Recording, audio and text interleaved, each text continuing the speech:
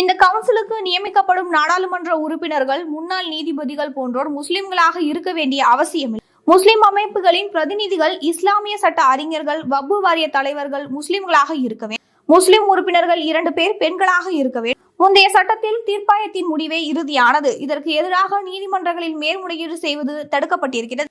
இந்த நிலை மாற்றப்பட்டு 90 நாட்களுக்குள் உயர்நீதிமன்றத்தில் மேல்முறையீடு செய்ய புதிய சட்டம் அனுமதிக்கிறது. வக்பு கணக்குகளை எந்த நேரமும் மாநில அரசுகள் தணிக்கை செய்ய முடியும் என்று பழைய சட்டம் கூறியிருந்தது.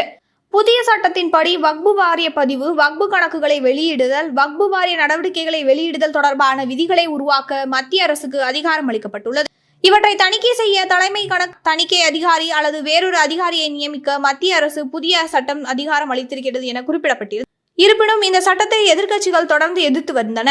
மேலும் இந்த சட்டத்தை எதிர்த்து தமிழக வாழ்மை கட்சியின் தலைவர் திரு வேல்முருகன் கண்டன ஆர்ப்பாட்டங்களையும் போராட்டங்களையும் நடத்தினார். இதனைத் தொடர்ந்து திமுக மற்றும் அதன் கூட்டணி கட்சிகளான தமிழக வாழ்மை கட்சி உள்ளிட்ட மற்ற கூட்டணி கட்சிகளும் சேர்ந்து வக்பு திருத்த சட்ட தடை செய்ய கோரி உச்சநீதிமன்றத்தில் வழக்கு பதிவு செய்திருந்தது. சில விதிகளுக்கு மட்டும் இடைக்கால தடை விதித்து உத்தரவிட்டிருப்பது தமிழக வாழ்மை கட்சிக்கு கிடைத்த முதல் வெற்றியாக பார்க்கப்படுகிறது.